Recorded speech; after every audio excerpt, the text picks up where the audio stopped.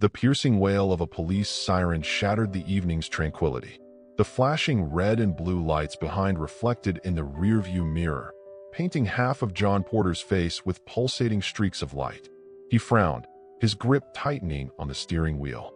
The sedan slowly rolled to the roadside, the engine still vibrating slightly as he lowered the window. Officer Jack Larson stepped out of the patrol car, his gait authoritative, one hand gliding over his hip where his gun rested. His shadow stretched across the road, casting over John's car like a warning.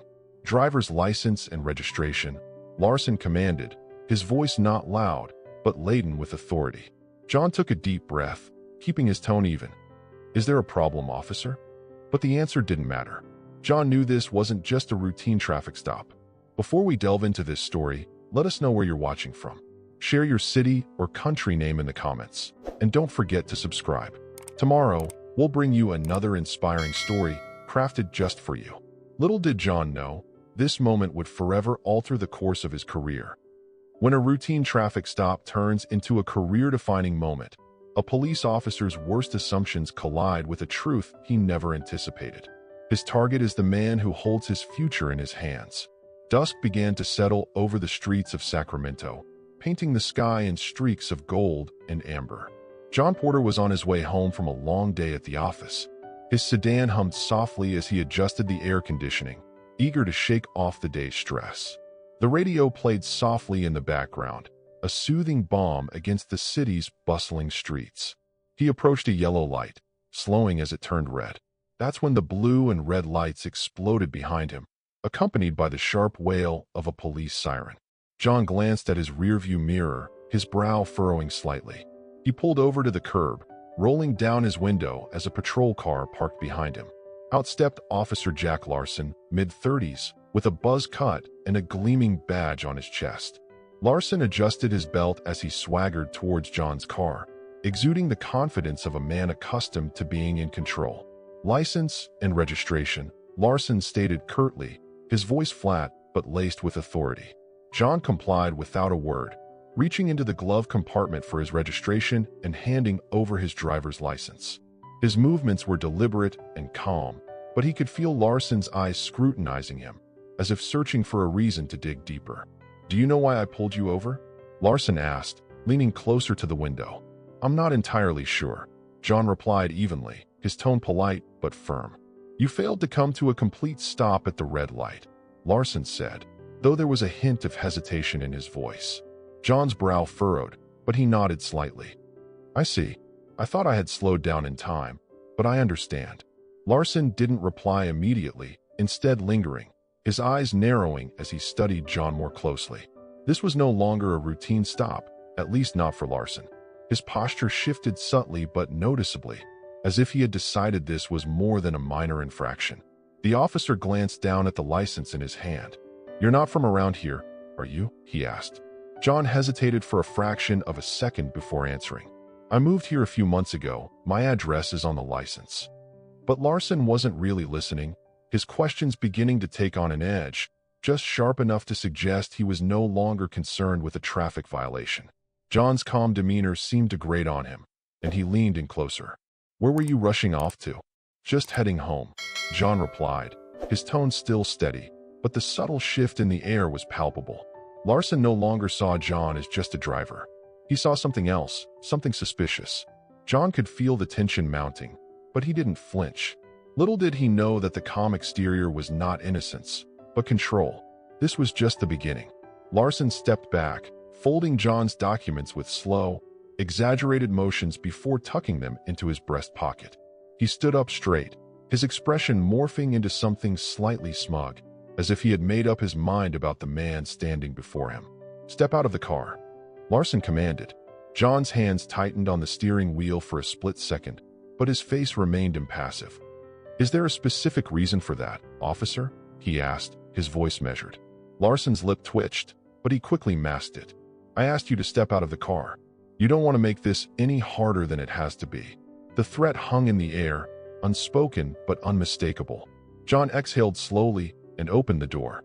As he stepped out, Larson's eyes raked over him, assessing him. John stood a little taller than the officer, broad-shouldered but non-threatening in his stance. His tailored suit suggested professionalism. His polished shoes hinted at meticulousness, but none of it seemed to matter. Larson gestured towards the front of the car.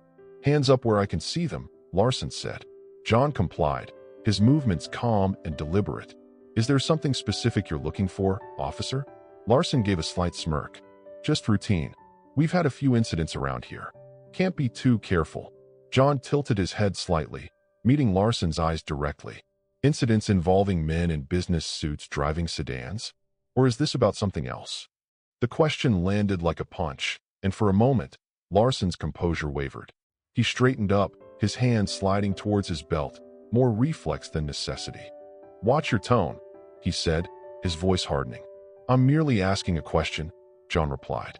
There was no challenge in his voice, only a quiet determination that seemed to unsettle the officer. Larson leaned closer, his eyes narrowing. "You seem remarkably familiar with how things work. Do you have something to hide?" John let a beat of silence pass before answering. "No, officer. I simply believe in clarifying the reasons for an interaction such as this. Transparency, you know." Larson scoffed, but didn't reply. He stepped back, circling the front of the car in a small loop. The dynamic was shifting in ways he couldn't quite grasp. John wasn't reacting like most people. There was no fear, no stammering, no nervous fidgeting. Instead, there was control, composure, and an unsettling calm that rubbed Larson the wrong way. "You seem pretty confident," Larson muttered, almost to himself. "Like you think you know what's going to happen next." John didn't take the bait, instead tilting his head slightly. "Confidence isn't the issue here, officer. Respect is." Larson froze for a half-second before turning back to face him. The bluster was gone, replaced by something sharper, almost defensive. He opened his mouth to reply, but the words wouldn't come. John's composure was throwing him off balance, and he didn't like it. As the silence stretched, the tension between them felt electric, and Larson began to realize this wasn't going to play out how he expected. But instead of backing down, he doubled down. The real test was about to begin. Larson tapped his fingers on the holster at his hip, his frustration barely concealed. He wasn't used to being challenged, especially not by someone who looked like John. His eyes flicked back to the sedan, as if searching for a justification he hadn't yet manufactured. "Turn around and place your hands on the hood," Larson said, his voice clipped. "I need to check for weapons." John's eyebrows rose. "Weapons?" he repeated, his tone incredulous but still measured. "Do I look like someone who carries weapons?" Larson's jaw tightened, and for a fleeting moment, his composure cracked. "I'm not going to ask you again." John hesitated, an unreadable flicker crossing his face. Then, without a word, he turned and placed his palms flat on the hood of the car. Larson approached, his boots crunching on the asphalt, breaking the tense silence. The officer patted John down with swift, rough motions, his hands lingering a fraction longer than necessary. It wasn't just a search, it was an attempt to assert dominance, to provoke a reaction. But John remained unmoved, showing no flinch, no stiffening, not even a twitch under the invasive scrutiny. "You're clean," Larson muttered, stepping back. The admission sounded grudging, as if he was annoyed at finding nothing to justify his suspicion. John turned to face him, his expression composed but his eyes sharp. "Naturally," he said simply. "So now, officer, if you're quite finished." "I'm not finished," Larson interrupted, his voice a shade louder. The words came out too quickly, betraying his need to maintain control. "You seem to know a lot about what I can and can't do. Care to explain why?" John crossed his arms, his posture relaxed despite the simmering tension between them. "I've had my fair share of interactions with law enforcement," he said. "Let's just say I've learned a few things over the years." Larson's eyes narrowed. "Oh yeah? You a lawyer or something?" John gave a faint smile. "Or something." The ambiguity of his answer seemed to irritate Larson further. He stepped closer, invading John's personal space, his voice dropping to a near growl. "Listen, you think you're smarter than me? Think you can talk your way out of this?" John met his gaze, unflinching. "I don't think anything, officer. I just believe in fairness, and so far, I haven't seen much of it here." The words hung in the air like a challenge, and Larson took the bait. "Fairness?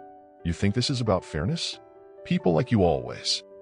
He stopped abruptly, the rest of the words hanging like smoke even though they weren't fully released. John's expression didn't change, but something in his stance shifted, a subtle but unmistakable signal that he had caught exactly what Larson had left unsaid. "People like me?" John repeated, his voice soft but heavy with implication. Larson bristled, stepping back as if realizing he had crossed a line he couldn't uncross. "You know what I meant," he mumbled, though his tone lacked the conviction it held moments before. "I think I do," John replied quietly. His calm was no longer passive. It was razor-sharp, slicing through the pretense like a blade. "And I think we both know this interaction stopped being about a traffic violation a long time ago." Larson opened his mouth to reply, but the words wouldn't come. For the first time, he looked unsure, as if he wasn't quite certain how to proceed. The power dynamic was shifting, and for the first time, Larson was standing on shaky ground. But the moment of judgment was still ahead, and it would be a moment he would never forget. John's voice cut through the heavy silence, steady and unwavering. "Officer, I think it's time you knew who I am." Larson's eyebrows furrowed, his unease mounting. "I don't care who you are," he retorted. Though a slight crack in his voice suggested otherwise, John reached into his pocket, his movements slow and deliberate. "I'm retrieving my badge," he said calmly, watching Larson's hand twitch near his holster. "No need for theatrics. I want you to see it." The words hung in the air, pregnant with unspoken things. Larson's eyes followed John's hand as he pulled out a leather wallet and flipped it open, revealing a gleaming badge. "John Porter," John said, his tone as casual as if he were introducing himself to a neighbor. "Chief of Internal Affairs, Sacramento PD." Larson froze, his eyes flicking from the badge to John's face, searching for any sign this was a joke. But there was no humor in John's expression, only quiet authority and a hint of disappointment. "Internal Affairs?" Larson repeated, his voice slightly trembling. "Yours." John cut him off, sparing him from completing the thought. "Yes. I oversee officer conduct. My job is to ensure that those who wear this badge uphold the integrity and values it represents." Larson's face drained of color, his confident demeanor crumbling in real time. He took a small step back, his hand falling away from his belt, as if the weight of his own authority had suddenly become too heavy to bear. John stepped forward, closing the distance Larson had unconsciously created. "Do you know what the most troubling part of this interaction is, Officer Larson?" he asked, his voice calm but razor-sharp. Larson didn't reply, looking like a man who had just realized he had stepped into quicksand and didn't know how to get out. "It's not the racial profiling," John continued, "though that's bad enough. It's not even the unwarranted escalation. It's the fact that you did all of this without any regard for who you were talking to. You assumed I wouldn't know my rights, that I wouldn't understand the laws you've sworn to uphold, and why." Larson opened his mouth, but no words came out. John's gaze bored into him, unwavering. "Because I didn't fit your idea of someone deserving of respect," John concluded for him. His words weren't angry, but they carried the weight of an indictment. "And that's not just my problem, officer. It's a problem for everyone you encounter while wearing that uniform." Larson's shoulders slumped slightly, the full weight of John's words landing squarely on him. He glanced down at the badge in John's hand again, as if it might disappear if he didn't look too closely. John stepped back, giving Larson a moment to breathe, but his voice didn't lose its edge. "Here's what's going to happen," he said. "You're going to step back, return my paperwork, and think very carefully about what you say next." Larson's lips parted, but he hesitated, visibly debating whether to resist or comply. His hesitation cost him, and then John added, his voice dropping a notch. "You'll be hearing from me again, not as the driver you pulled over on the side of the road, but as the person whose job it is to decide whether you're fit to wear that badge." Larson swallowed, his face flushed as the gravity of the moment settled in. He reached into his breast pocket and pulled out John's driver's license and registration, his hand trembling slightly as he handed them over. John took them without a word, tucking them into his wallet. He turned towards his driver's side door. Pausing, one hand on the door handle, he glanced over his shoulder, meeting Larson's eyes one last time. "Remember this, Officer Larson," John said. "The badge doesn't make you better than anyone. It makes you accountable to everyone." As John slid into his car and started the engine, Larson stood there in the fading light, his confidence shaken and his future uncertain. But for John, this was far from over. His next actions would ripple through the entire police department. The drive home was quiet, but John's mind was anything but. The encounter replayed in his head, not because it was unique, but because it wasn't. Larson wasn't the first officer John had dealt with like this, and he knew he wouldn't be the last. But this time would be different. This time, John had the power to act. The next morning, John sat at his desk, the early sunlight streaming through the blinds of his office at Sacramento PD's Internal Affairs. A file lay open before him. Officer Jack Larson. His record wasn't spotless. Minor complaints of unprofessional conduct, excessive traffic stops, and vague misunderstandings that had never been properly addressed. John leaned back in his chair, fingers interlaced as he pondered the larger implications. Larson wasn't an anomaly. He was a symptom of a deeper problem, and John wasn't interested in applying individual band-aids to bullet wounds. A knock on his office door interrupted his thoughts. His assistant, Sarah, stepped in, holding a stack of reports. "Good morning, Mr. Porter. I have the summaries of last month's conduct violations. Also, Chief Miller wanted me to remind you about the department-wide review next week." John nodded, taking the files from her. "Thank you, Sarah. Can you also arrange a meeting with Chief Miller for this afternoon? There's something I need to discuss with him." Sarah hesitated, sensing the gravity in John's tone. "Of course," she said before exiting the room. John turned back to Larson's file, but his focus was on more than just one officer. It was about a culture that allowed someone like Larson to feel his behavior was justified. And if there was one thing John knew, it was that culture started at the top. That afternoon, John sat across from Chief Miller in the conference room. Miller, a seasoned veteran with salt and pepper hair and an uncompromising demeanor, leaned back in his chair, listening intently as John recounted the traffic stop. "I could write it off as just another bad interaction," John said, his voice steady but firm. "But that would be a mistake. Larson's behavior isn't an isolated incident. It's a reflection of how much work we still have to do." Miller rubbed his temples, letting out a slow sigh. "This isn't the first time Larson's name has come up," he admitted. "But we've always handled it internally, quietly." "And that's the problem," John replied. "Silence doesn't solve anything. It allows it to continue. It's time to speak up." Miller regarded him, the weight of the conversation etched on his face. "What do you propose?" "A department-wide review," John said without hesitation. "Not just individual officer evaluations, but a review of our training, our protocols, our accountability systems. We can't keep sweeping this under the rug. If we don't hold ourselves to a higher standard, how can we expect the community to trust us?" Miller leaned forward, his hands clasped on the table. "You're going to ruffle some feathers with this." "Good," John said simply. "It's about time someone did." The next few weeks were a whirlwind of meetings, interviews, and reports. John worked tirelessly, compiling data, speaking with officers, and organizing public forums to hear directly from the community. The Larson incident became a catalyst for change, a turning point that forced the police department to confront its shortcomings head-on. As for Larson, he faced an internal affairs hearing. John made no secret of his involvement, sitting across from Larson during the proceedings and watching as the officer squirmed under scrutiny. The hearing resulted in a suspension, but John knew that the real victory wasn't punishing Larson, but preventing the next Larson. Months later, John stood at a podium in a community event, addressing a room filled with officers, city officials, and local residents. He spoke not of blame, but of responsibility, of a shared duty to create a system that worked for everyone. His words weren't just a call for accountability. They were a promise of change. "Justice isn't just about catching the bad guys," John said, his voice echoing through the hall. "It's about ensuring that those who swear to protect and serve do so with integrity, fairness, and respect for everyone they encounter.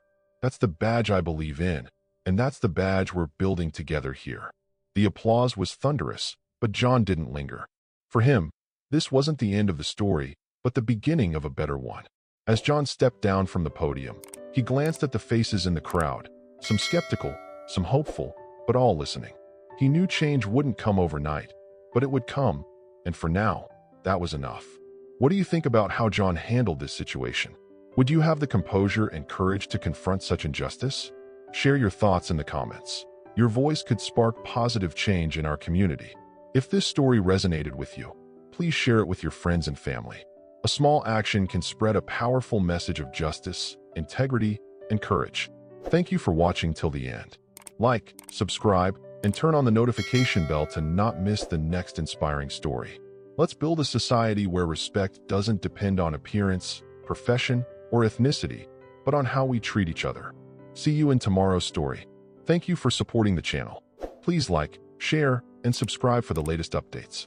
The stories are collected from various sources and do not represent any individual or organization. They are shared with the aim of spreading humanistic values in life and have been rewritten with the support of AI. If there are any errors, please forgive us with understanding. Wishing you all the best in life.